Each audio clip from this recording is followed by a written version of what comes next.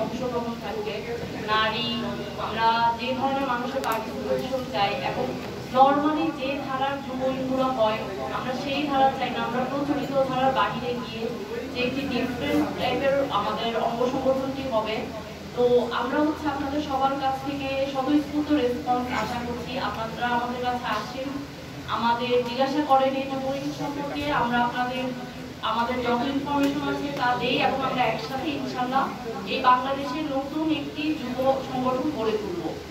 গণতান্ত্রিক ছাত্র শক্তি বড় একটা জায়গায় নেতৃত্ব দিয়েছিল, তেমনি ভাবে বাংলাদেশকে নতুনভাবে পুনর্গঠন করার জন্য আমাদের জাতীয় নাগরিক পার্টির একটি গুরুত্বপূর্ণ অঙ্গ সংগঠন জাতীয় যুব শক্তি আত্মপ্রকাশ করতে যাচ্ছে আজকে থেকে। এবং আমরা মনে করি ছাত্র শক্তি যেভাবে বাংলাদেশের স্বৈরতান্ত্রিক ব্যবস্থাকে হটিয়ে বাংলাদেশকে একটি নতুন পর্যায়ে নিয়ে এসেছে, এখন এই বাংলাদেশকে পুনর্গঠন করার ক্ষেত্রে জাতীয় যুব শক্তি একটি মাইল ফলক হিসাবে কাজ করবে। সেই ক্ষেত্রে আপনারা দেশবাসী, বিভিন্ন বন্ধুজন, বিভিন্ন শুভাকাঙ্ক্ষী, দেশ মাতৃকার সেবায় নিয়োজিত যারা রয়েছেন, আপনারা আমাদের উপর আস্থা রেখেছিলেন, বিশ্বাস রেখেছিলেন। আমরা একটি স্বৈরতান্ত্রিক ব্যবস্থা থেকে বাংলাদেশকে মুক্তি দিয়েছিলাম, কিন্তু স্বাধীনতা রক্ষা করা অনেক কঠিন এবং বাংলাদেশকে নতুন একটি পর্যায়ে নিয়ে যাওয়ার জন্য পুরো বাংলাদেশের একটি তরুণদের ফোর্স প্রয়োজন, যারা বাংলাদেশকে ওই স্কেলে নিয়ে যাবে।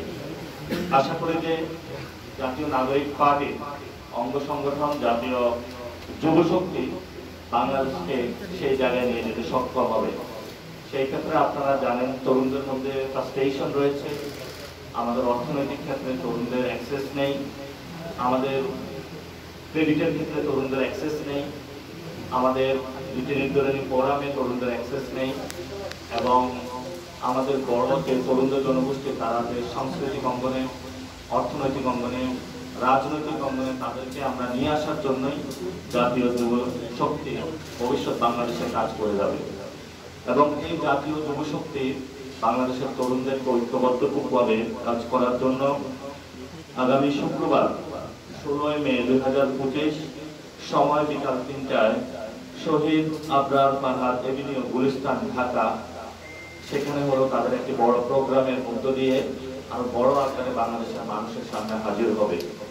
এবং আপনারা জানেন শহীদ আবরার ফারহাদ আমাদের একটি প্রেরণার নাম, যারা বাংলাদেশের এই তরুণ প্রজন্মকে একটি মুক্তির জায়গায় লড়াই করতে শিখিয়েছে।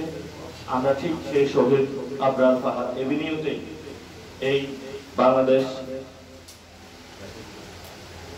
নতুন প্রাণভোমরা জাতীয় যুব শক্তিকে বাংলাদেশের মানুষের কাছে নিয়ে যাব।